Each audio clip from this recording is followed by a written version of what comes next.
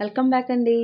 మీకోసం ఒక beauty tip అండి. సో, మన ముందుకొచ్చేసారు బ్యూటీ టిప్ చెప్పడం కోసం జీఆర్‌బీ నెయ్యితోటి. సో, ఈ జీఆర్‌బీ ఘీ తోటి మనకిప్పుడు ఏం చేయబోతున్నారో చూద్దాం. జీఆర్‌బీ నెయ్యితో పాటు ఇంకొక ఇంగ్రీడియంట్ ఏదో తీసుకొచ్చారండోయ్! అది కూడా చెప్తాను మీకు. సో, ముందుగా ఒక బౌల్ అయితే తీసుకొని ఈ విధంగా ఒక స్పూన్ నెయ్యినైతే తీసి పెట్టుకోవాలి. సో, ఈ విధంగా నెయ్యిని స్మాష్ చేసేసుకోవాలి.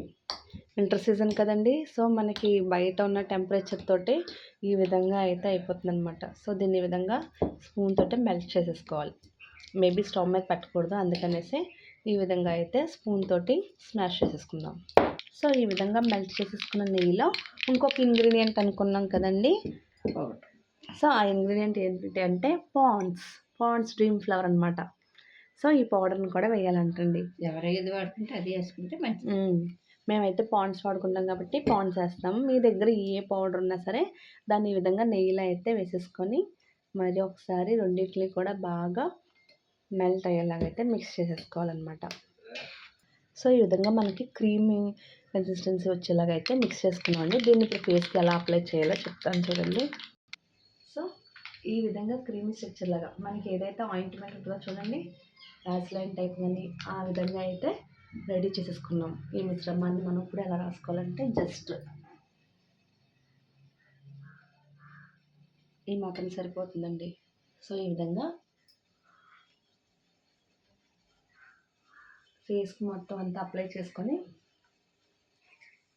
మనం ఎప్పుడైతే బయటికి ఈ విధంగా కూడా అప్లై చేసుకొని ఈ వింటర్ సీజన్లో మనం బయటికి వెళ్ళినట్టయితే సన్సెట్ అనేది డైరెక్ట్గా మన ఫేస్కి అనేది అబ్జర్వ్ చేయదనమాట.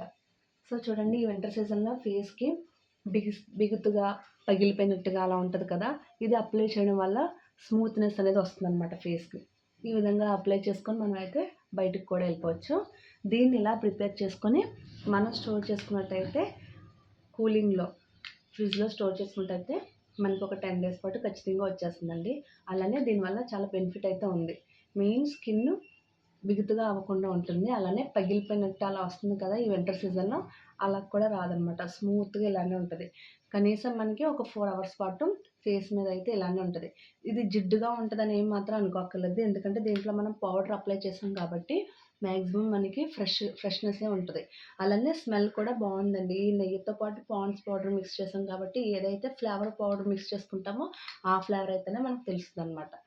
సో, ఈ బ్యూటీ టిప్ మీకైతే నచ్చిందనుకుంటున్నాను. ఎలా అనిపించిందో కామెంట్ సెక్షన్లో కామెంట్ చేయండి. మేమైతే ఇది యూజ్ చేస్తూ ఉంటాము. అందుకే చాలా యూజ్ఫుల్ ఇంగ్రీడియంట్ అని చెప్పి చెప్తున్నాను నేను. చాలా యూజ్ఫుల్ రెమెడీ అనమాట. సో, మీరు కూడా చేసుకొని మీకైతే ఎలా అనిపించిందో నా కామెంట్ సెక్షన్లో కామెంట్ చేయండి. మరికొన్ని నా బ్యూటీ టిప్స్ మీ ముందుకైతే వచ్చేస్తాం. అంతవరకు బాయ్ బాయ్.